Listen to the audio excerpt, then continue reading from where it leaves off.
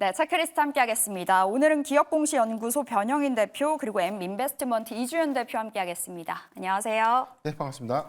네, 이제 체크리스트 통해서 6월의 시장 전략 좀 세워보도록 하겠습니다. 자, 첫 번째로는 제약바이오 관련해서 이슈 다뤄볼게요. 어제 제약바이오 좀 강하게 올라갔었던 하루였었고 6월 들어서 앞으로 이제 줄줄이 좀 학회가 대기하고 있잖아요. 지금 자리에서 어떻게 좀 봐야 될지 궁금합니다. 먼저 변 대표님, 지금 6월 이제 포트에 바이오 담아볼 때일까요?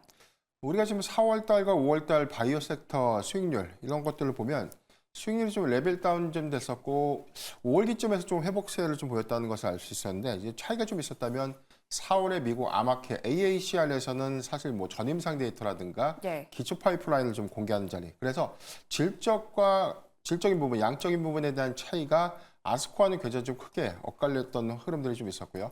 여기에 더해서 뭐 5월 달에 HLB의 FDA 승인 실패 이슈가 뭐 전체적인 어떤 바이오 섹터의 투자 심리를 좀 위축시켰던 어떤 요인들, 이 부분이 계속해서 수급을 좀 정체시켰던 요인으로 좀 작용을 했지만 그번 아스코에서는 주력 파이프라인에 대한 임상 성과들이 좀 더 공개가 되면서 개별 종목들의 어떤 수급들이 굉장히 좀 강하게 유입되면서 좀 반등하지 않았나를 좀 보고 있습니다.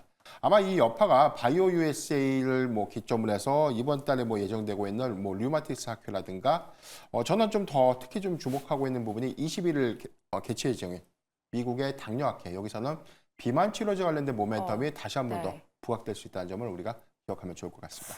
지금 바이오 봐야 된다라는 관점으로 말씀 주셨는데 탑픽은 그럼 갔다 와서 네. 묻도록 하겠습니다. 자, 대표님 어떻게 보셨나요? 제약바이오 특히 지난주에 우리 이야기했었나요? 원체 좀 좋다라는 말씀을 주셨고 그때 탑픽은 리가켄 바이오였었던 네. 걸로 기억하거든요. 흐름이 좋습니다. 제약바이오 어떻게 보세요? 네, 일단은 지금 최근에 계속해서 제약바이오 쪽에서는 저도 이제 실적을 그래도 좀 안정적으로 챙겨갈 수 있을 만한 종목들이 중요하다고 지속적으로 말씀을 드려왔었는데 아무래도 그 중에서 좀 대장 역할을 할 수 있을 만한 종목이 알테오젠이라고 생각을 합니다. 알테오젠 지금 현재도 뭐 신고가 어제죠. 네. 어제 신고가까지 쓰면서 뭐 끝모르게 계속 상승이 나오고 있는데 일단은 알테오젠은 뭐 결론부터 말씀을 드리자면 전 추가적인 뭐 상승 여력은 전 충분히 있다라고 보고 있고요. 일단은 우리 6월 달에 앞서서 말씀을 해주셨다시피 일단 학회들이 굉장히 많이 좀 예정이 돼 있습니다. 이런 것들도 다 어떤 제약바이오 쪽에 좀 훈풍이라던가 온기를 확산시켜줄 수 있을 만한 요인이라고 저는 생각을 하고요. 그리고 이제 중국 견제하기 위한 뭐 생물 보안법이라던가 그리고 이제 계속해서 좀 들어오고 있는 금리 인하에 대한 기대감 이런 것들도 제약바이오 업종을 전반적으로 좀 좋게 분위기를 만들어주는 좀 요인이라고 생각을 하고 있습니다. 특히나 알테오젠 같은 경우에는 계속해서 제약바이오의 대장주 역할을 하고 있기 때문에 알테오젠의 분위기를 보면서 제약바이오 전반적인 좀 분위기를 점쳐볼 수 있다라는 것도 참고를 해주시면 좋을 것 같고요. 그리고 이제 알테오젠은 특히나 좀 모멘텀이 굉장히 많은데 개별 모멘텀으로 보자면은 가을이죠. 9월 달에 키트루다 SC 임상 3상 결과가 이제 발표가 됩니다. 그래서 임상 결과 승인이 되고 나면은 이제 본격적으로 판매가 시작이 되고요. 그리고 뭐 마일스톤도 이제 뭐 앞으로 1.4조 원 규모의 마일스톤이 들어올 거다라고 현재 좀 짐작 예상을 하고 있는 그런 상황이고 그런 것들을 감안을 해봤을 때 앞으로의 추가적인 탄력은 좀 충분히 기대를 해볼 수 있다라고 생각을 하고 있습니다.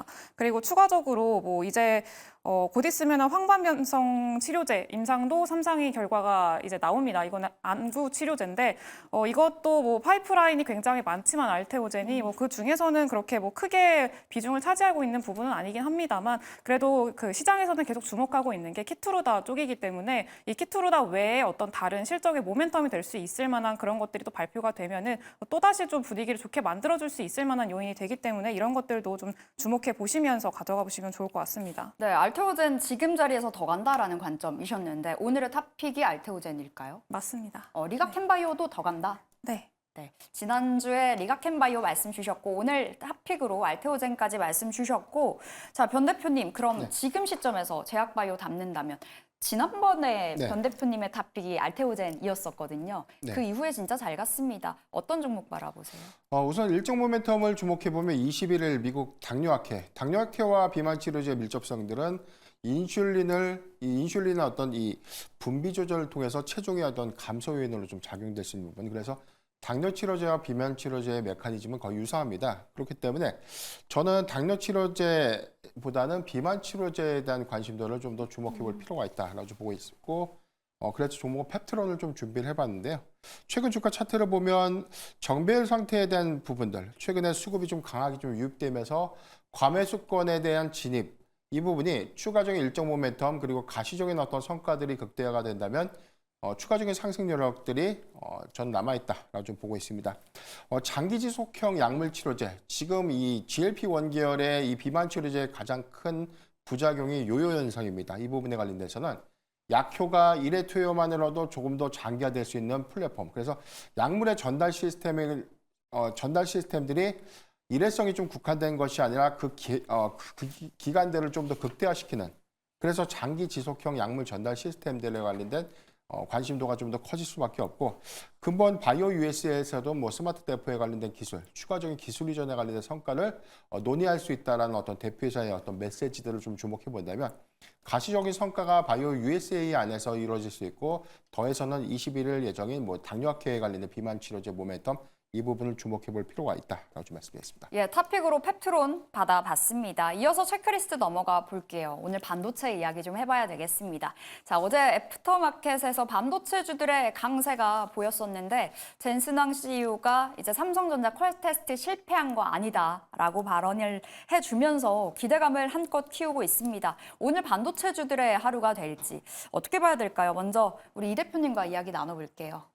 네, 일단은 그동안에 아무래도 반도체 쪽에서 가장 부담을 주고 있던 게 삼성전자의 이제 엔비디아향 HBM 납품이었었는데, 이제 제가 이전에도 한번 말씀을 드렸지만 좀 시간 문제라고 말씀을 드렸었습니다. 단기적으로는 뭐 이게 뭐 논란거리가 있긴 하지만 결국에는 이제 될 가능성이 굉장히 높다라고 말씀을 드렸었는데, 어쨌든 삼성전자를 계속해서 하방으로 압박하고 있던 요인 중에 하나가 어느 정도 그 논란거리를 좀 잠재워줄 수 있을 만한 좀 중간 단계까지 왔다라고 좀 생각을 하고 있고요. 그러면서 그동안에 많이 눌렸었던 삼성전자 향 HBM 관련주들이 좀 반등이 나와줄 거라고 생각을 하고 있습니다. 네, 그렇기 때문에 오늘도 계속해서 좀 반도체 관련한, 특히나 삼성전자 향 이오테크닉스라던가 이런 종목들 같은 경우에는 좀 주기적으로 지켜보시면서 좀 가져가 보시면 좋을 것 같고요. 전반적인 삼성전자의 반등이라던가 이런 것들까지도 함께 좀 기대를 해보시면 좋을 것 같습니다. 그럼 현 시점에서 반도체 담는다면 어떤 종목 받아보시겠어요? 저는 DI라는 종목을 DI. 좀 보시면 좋을 것 같고요. 이것도 방금 말씀드렸다시피 이 삼성전자 향 HBM 테스터를 좀 공급을 하고 있는 그런 기업입니다. 일단 지금 핵심은 HBM 그 버닌 테스터 쪽인데, HBM이 수율이 좀 낮은 편이라고 이전부터 말씀을 드렸었습니다. 근데 수율을 좀 개선할 수 있을 만한 그런 포인트가 이제 그 테스터 검사 장비 이쪽인데, DI는 그쪽을 담당하고 있는 기업이라고 보시면 될 것 같고요. 주력으로 삼성전자 향을 담당을 하고 있긴 하지만 SK 하이닉스 쪽으로 도 납품을 하고 있습니다. 네, 근데 일단은 앞으로 계속해서 이 수율을 높이기 위한 HBM 검사 장비에 대한 수요가 계속해서 높아질 걸로 저는 기대를 하고 있기 때문에 그 과정에서 좀 수혜를 받을 수 있을 만한 기업이 DI라고 보시면 될 것 같고요. 그리고 특히나 HBM 그 웨이퍼 테스트 쪽에서 가장 선두를 달리고 있는 기업이 일본의 어드밴테스트라는 회사입니다. 근데 어드밴테스트 같은 경우에는요, 지금 이미 수요가 너무나 늘어나고 있는 이 HBM 검사 장비 쪽에서 공급이 그렇게 충족을 시키지 못하고 있는 그런 상황입니다. 수요에 비해서 공급이 좀 부족한 상황이고, 그렇기 때문에 이 DI에 대한 어떤 수혜도 충분히 좀 기대를 해볼 수 있겠다라는 거 알고 참고를 해주시면 좋을 것 같습니다. 예, DI가 검사 장비 최근에 좀 강하게 급등을 보여준 바 있고 어제도 5%가량 올라가면서 마감이 됐는데 탑픽으로 받았고요. 변 대표님, 반도체 오늘 장에서 어떻게 보시는지 궁금하고 잘 가겠죠? 어떤 종목 잘 갈까요? 우선 삼성향 밸류체인을 구성하고 있는 소부장주가 오늘은 좀 반등이 나오지 않을까라고 좀 보고 있습니다.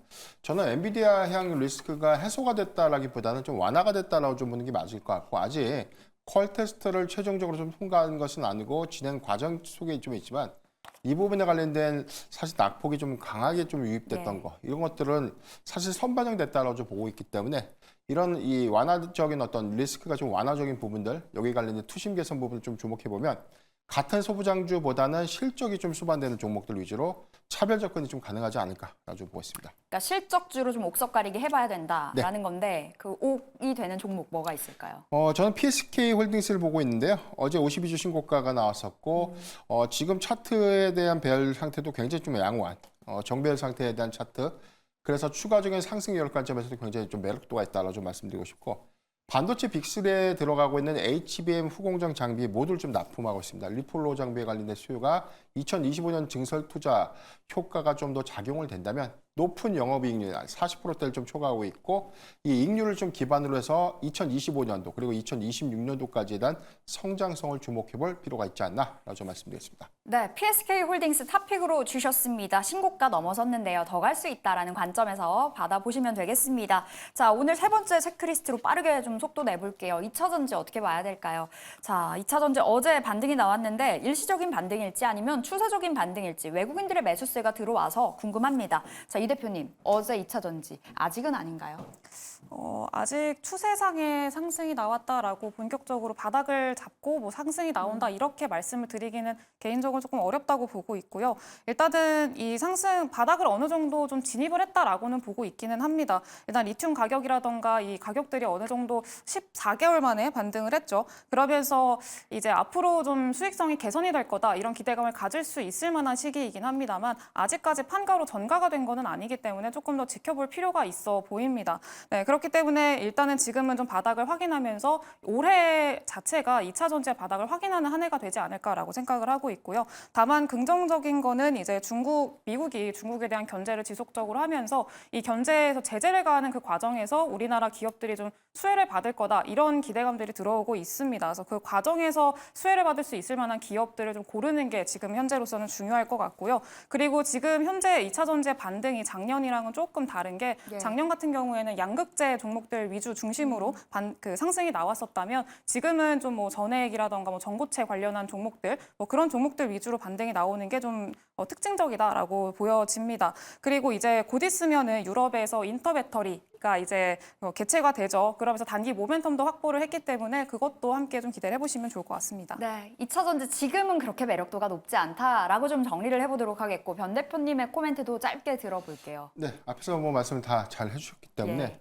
특별하게는 좀 말씀드릴 것보다는 뭐 양극재 수출 단가가 이번 기점에서 조금 더 전환됐다 이 부분이 아직 명확한 시그널들은 좀 아니지만 판가가 상승했다는 부분에 의미를 좀 두자라고 좀 말씀드리겠고 아마 2025년도까지에 관련된 업황 우려감들은 좀 지속될 수 있지만 부분적인 어떤 바닥은 선반영되고 있는 과정 그렇기 때문에 저는 추세적으로는 인터배터리 2024를 앞두고 어떤 이 차세대 어떤 기술 이슈 부각에 따른 단기적 수급은 좀 유입될 가능성이 좀 크지 않을까라고 좀 보고 있습니다. 그러니까 일시적인 반등으로 좀 해석을 해봐야 된다는 거죠? 네, 그렇죠. 두 분 다 그렇게 말씀 주셨습니다. 자, 오늘 체크리스트 여기서 인사드려볼게요. 오늘 기업공시연구소 변영인 대표, M인베스트먼트 이주연 대표 함께했습니다. 말씀 고맙습니다.